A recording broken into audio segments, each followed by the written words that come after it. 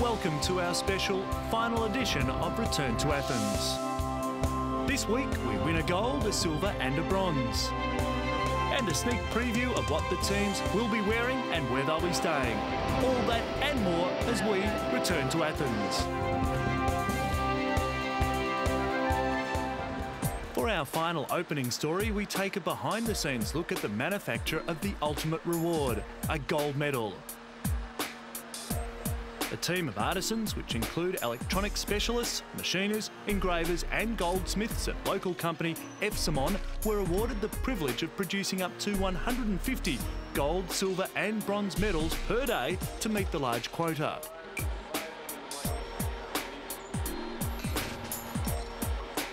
Almost 3,000 medals are to be cut for the Games, 986 gold, 986 silver and 1,150 bronze, due to the fact that some disciplines award dual bronzes. The process of making the medals begins with plasticine, then plaster, then steel moulds. Once pressed, they are passed through the delicate hands of craftsmen who refine the detail. 13 kilos of gold is used to plate 986 first-place medals, a tonne of silver for 986 second-place finishes, and another tonne of copper for the 1,150 bronze prizes. One side of the medals will feature the ancient statue of the winged victor, the Greek god Nike of Paionios, at the Panathinaikos Stadium, site of the first modern Games. The reverse, the Olympic flame, the emblem, an excerpt from an ancient ode to the Olympics and the name of the sport being awarded. Pure silver and bronze are used for the respective medals. Gold medals are made of silver and coated in Switzerland with 6 grams of pure gold. Pure copper for the copper medals. Pure silver, that is not pure silver 925, that's sterling silver for the silver. And then for the gold is sterling silver inside. And then we have 75 microns of gold. That is minimum 6 grams. For the first time since 1928, the medals will have a uniquely Greek design. Since the Amsterdam Games, medals carried the design of a generic stadium that resembled Rome's Colosseum.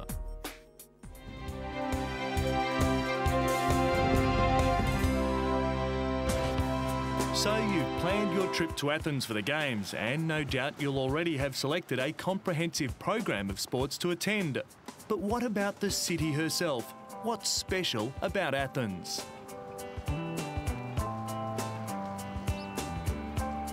Athens is surrounded by mountains of limestone and marble, Agaleo to the west, Parnas to the north, Pandalikon to the northeast, and Hymettus to the east. The city is famous for its fine archaeological collections, especially those contained in the city's National Museum and in the Acropolis Museum. However, as venue constructors found, Athens' most important cultural remains are its numerous architectural relics dating back to ancient times, whose discovery halted construction. When the world speaks of Athens, people mainly think of its history, its monuments, the Acropolis and the Parthenon, and its philosophers such as Socrates and Plato. The Athens of today has its own style. Athens is a city of contrasts, a crossroad between the east and the west, with a unique atmosphere like no other European city. Even the most ardent traveller will find Athens a conundrum of culture, skyscrapers next to neoclassical mansions, department stores alongside ancient churches and monuments.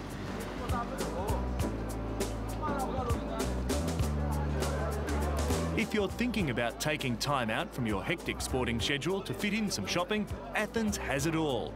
Cheap stalls alongside popular designer labels in fancy boutiques.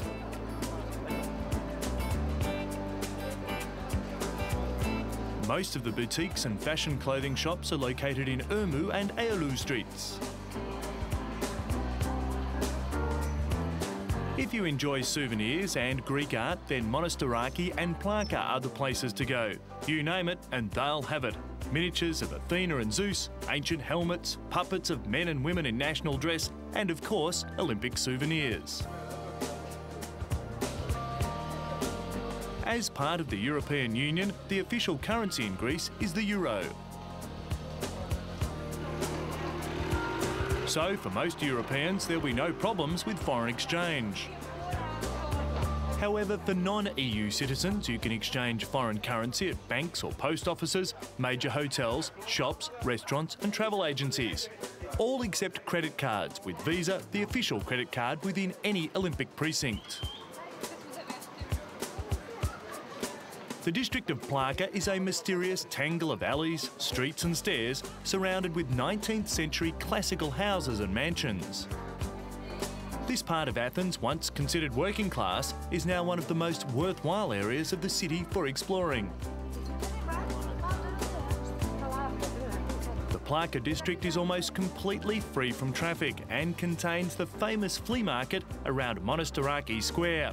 And after all the shopping, make time to have a refreshment at one of the cafes on Adrianou Street. Having a drink with an amazing view of Acropolis in the background, one not to be missed.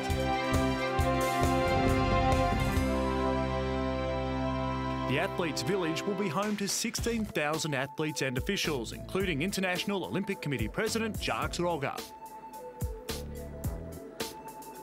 The $397 million complex includes a hospital, drug test centre, places of worship and a restaurant.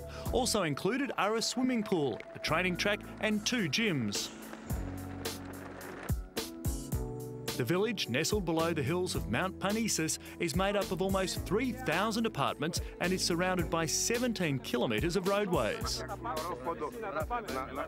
It will host all athletes of the world. So for us, it's very important today because it reminds the world that we promise Athens will be good for the athletes and Greece will be great for the Games.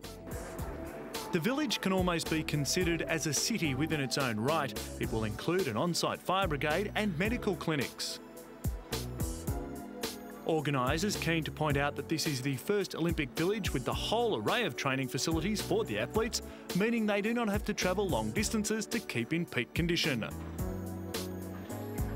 No Olympic complex has avoided the dismay of running behind schedule. The construction of the village in Menidi, a suburb about 15 kilometres northwest of the city centre, was beset by the same delays that hampered overall preparations.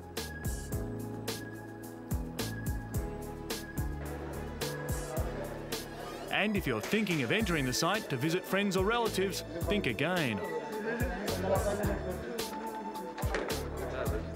The Athletes' Village is heavily secured. The entire precinct is under police security, is surrounded by high barbed wire security fences and police guard the entire complex. In all, while the construction has been dogged by disputes, delays and reports of not being finished in time, it seems that once again organisers have surprised sceptics and delivered a world-class facility.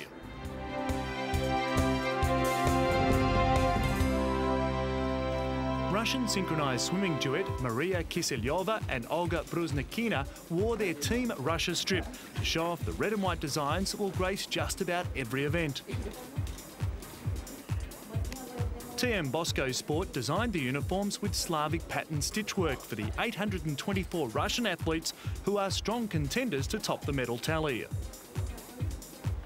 Typically, Russian officials are taking a slow start approach to the competition, expecting to lose many of the events scheduled for the early days, but build towards the finish.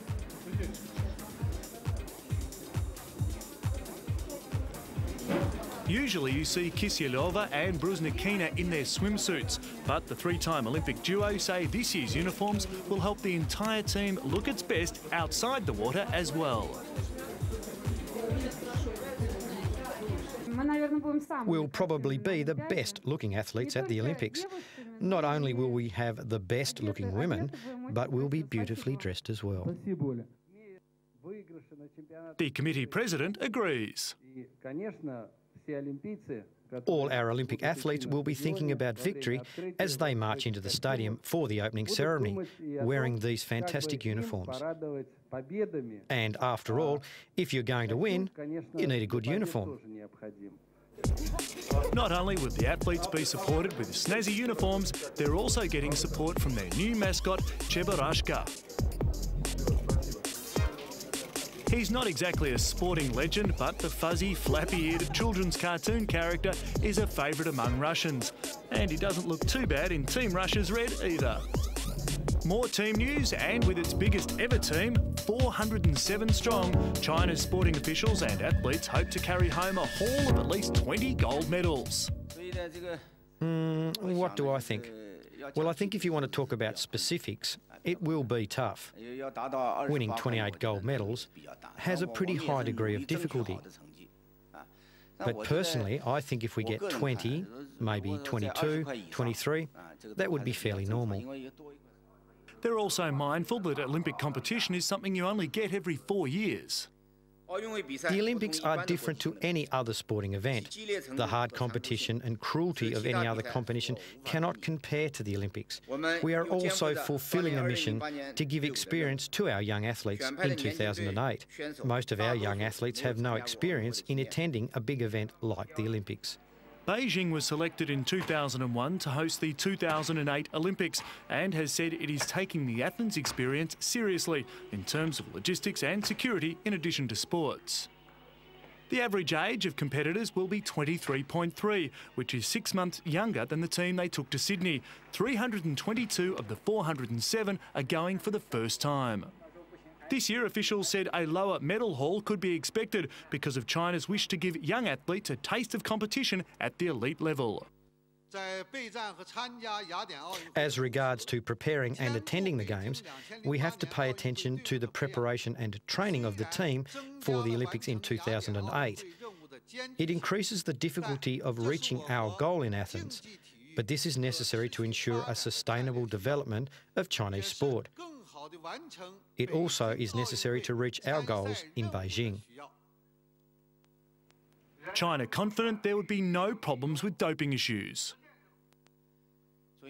We have taken many measures on anti-doping with strong determination. We will try to ensure not a single doping case at the Games.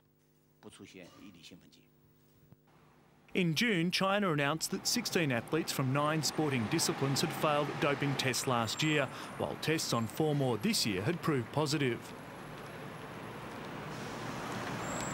China, which has a history of drug scandals in sports, implemented its first anti-doping law in March to tighten controls over banned drugs and dole out criminal penalties to serious offenders.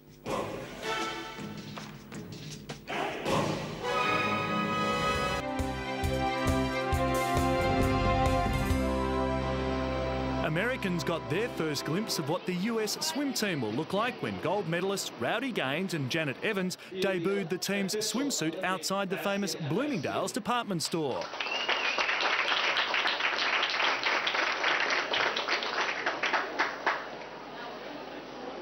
Thank you. The athletes modelled the official red, white and blue Speedo Farskin FS2 suits during an unveiling ceremony, with Evans, a star of the Seoul Olympics, optimistic about the team's chances in the pool. Well, I think the team looks great. The women's team looks very strong. Natalie Coughlin leads the way. We have some great swimmers. Caitlin Sandino, who's swimming a lot of different events. Jenny Thompson coming back for her 4th Olympic team. So the women's team looks strong, and especially on the men's side, we have Michael Phelps, who is poised to hopefully win 8 medals, and we're kind of hoping that he'll win 7 gold so he can tie Mark Spitz's record. Gaines equally impressed. Well, I think the men's team, first of all, looks like the best U.S. men's team that we've had since 1976, when the U.S. won 12 of 13 gold medals. This has a chance to be that good. They are really, really good. The swimwear's manufacturer Speedo has offered Phelps a $1 million bonus if he matches Spitz's 7 gold feat set at the 1972 Munich Games. Greece has declared its security planning over and it's now ready to guard the Games, adding to the security blanket an airship over the city. The Zeppelin is complementary. It will work in conjunction with the C-41 security system, as other systems work in conjunction with that system. Everything is in its final development. Shortly, we'll present the security system. We're ready. We're really ready, both in planning and in the final completion. The 60-metre airship, baptised Phevos after one of the mascots, is already carrying out regular surveillance routes over the city. Mounted with electronic surveillance cameras that can monitor suspicious actions on the ground, it can also coordinate with traffic police on the streets in a combined effort to monitor traffic flow. The airship will be able to watch over city streets, ports, venues and buildings with a maximum altitude of 3,300 metres and capable of staying in the air up to 16 hours. Since the Al-Qaeda suicide plane attacks, Greece has called in NATO support on air and sea patrols, as well as units to help with a nuclear, biological and chemical threat, and a standby special forces unit. Officials adamant that every measure has been taken to assure the first Summer Games since the wars in Iraq and Afghanistan would be the safest ever.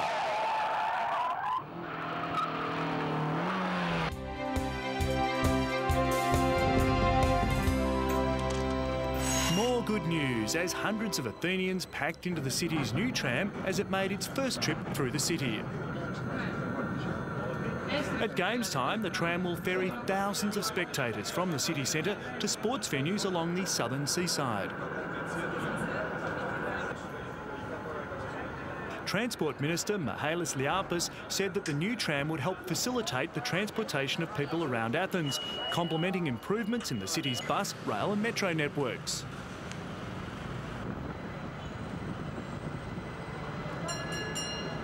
The system can carry up to 80,000 people a day. It is indisputably a means that will facilitate the transportation of Athenians, who will be able to move faster and with greater security. Traffic jams are a serious problem in Athens, which has nearly 5 million residents and more than 2 million cars. Air pollution in the city is a major hazard, especially during summer. The move to encourage people to get out of their cars and onto the buses and trams has met with a positive response. Described as ecological, cheap and modern, the new Athens tram line covers 26 kilometres with 47 stops and connects central Athens with the southern suburbs within 40 to 50 minutes. The route takes 1 hour between Syntagma and Glyphada. The tram will run on a 24-hour basis and future routes have already been earmarked for development. The tram system is Athens' first in 44 years. Also easing possible traffic jams are new roads being built near the stadiums, with special lanes reserved for cars with VIP passes.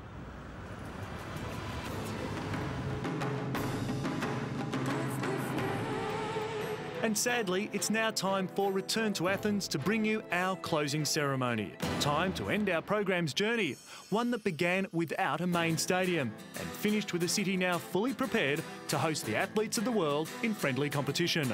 We leave you with the song that celebrates the Flames' journey to light the cauldron of the Games of the 28th Olympiad. May they be successful. Pass the flame,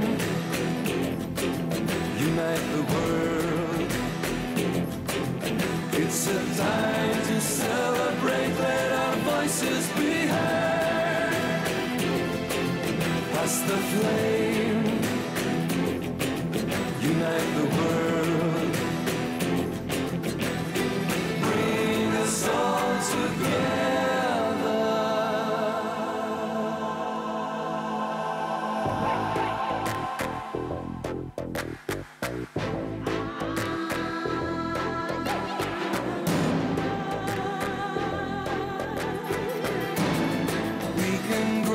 Forest, on a dried up riverbed.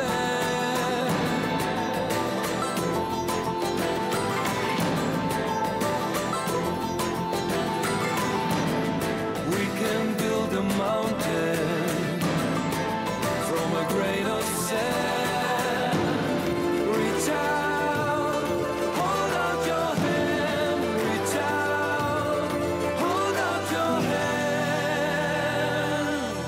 Pass the flame, unite the world. It's a time to celebrate, let our voices be heard. Pass the flame, unite the world. Bring us all together.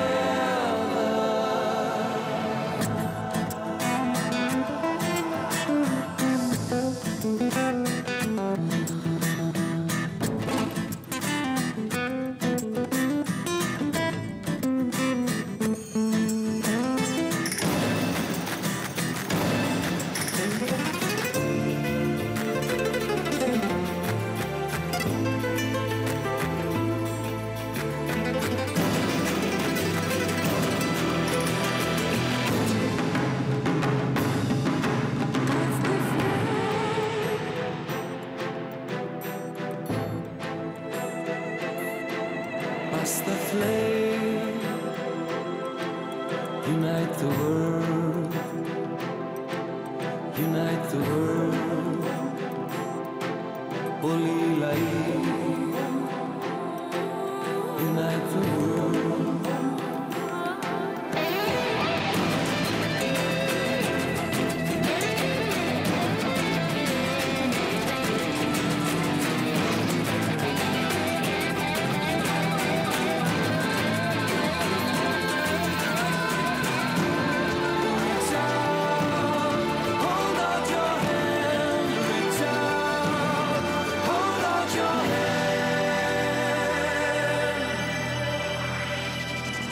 That's the flame.